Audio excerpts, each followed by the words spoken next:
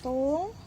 Hola, Ma'am Kay Vlogera, ang saya-saya. Uban ni kami mamalit og bali 20 pesos nga batong diri sa eskwelahan sa gulayan sa paaralan diri sa Anibungan. Kauban ang ako ang daughter, lovely daughter nga si Ate Kalika. O di ba flex nato ang mga batong. Kana wala na ako nakuha kay anak ko gamay man daay na. Uy, luoy pud ang batong kung kuhaon pa. So dito ata dapit sa ubos nga punuan kay daghan nagbitay-bitay dito ang mga batong or string beans.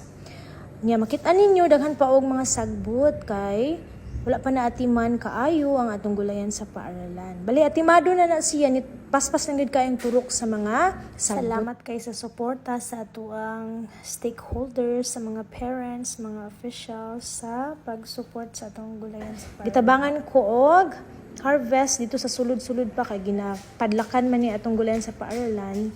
Nisulod si Jerome Rosa, nahiram siya giyabi kay mopalit ko bili 20 nga batong. Unya, wala na ako na video ang paghagpat ni Ate Kalika o ni Ma'am Kay Vlogera sa batong tungod nagdali-dali na kay hapit pa ko sa akong room ato, akong gimonitor ang kahinlo and then akong gipanguli ang mga libro sa trends and mathematics.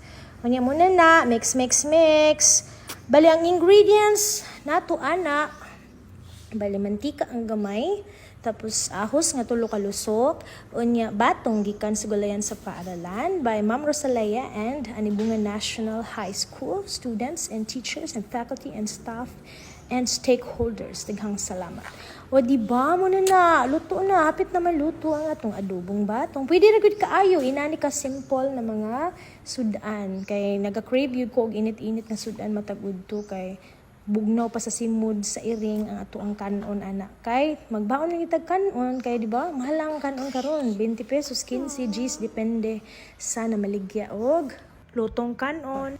O di ba muna siya flex nato ang kalami. Lami kayo nawong nag-aso-aso pa na walang siguro na hagrip sa atong video or sa camera nga nag-aso-aso na siya sa actual bagong luto, bagong haon ng atong adobong tangkong with ahos, with toyo, little water, and then asin, little vetsin. O diba?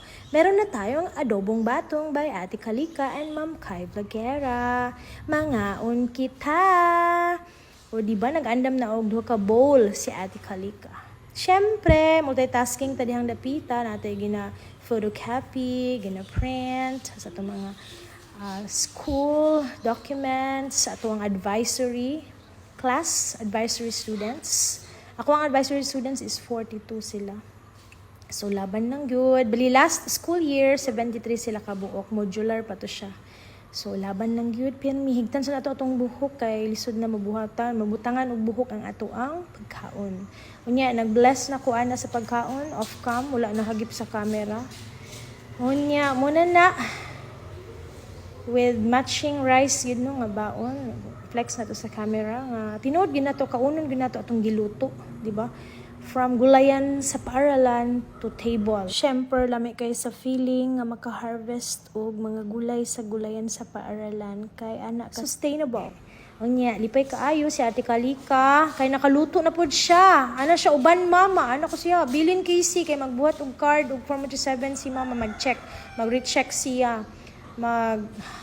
Hanay siya sa SF10 o SF9 kung pareho ba gyud og mga grado nga na-encode ni Ma'am Kay Vlogera. Ano siya magluto siya og beans, string beans, sige pagbigyan na pud pero may uban sa eskwelahan.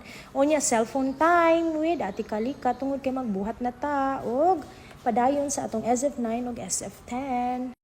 Hagardo Versosa na ang nawong ni Ma'am Kay Vlogera. Unya nagutom na pud mi, labi na si Ate Kalika nag-order na pud tag bili 20 nga friends na potato fries. Fries ilaha Laksama Store diri sa Anibungan. Unya mao lang to, daghang salamat sa pagtan-aw. Ako Rani Pao, Ma'am Kay Vlogera.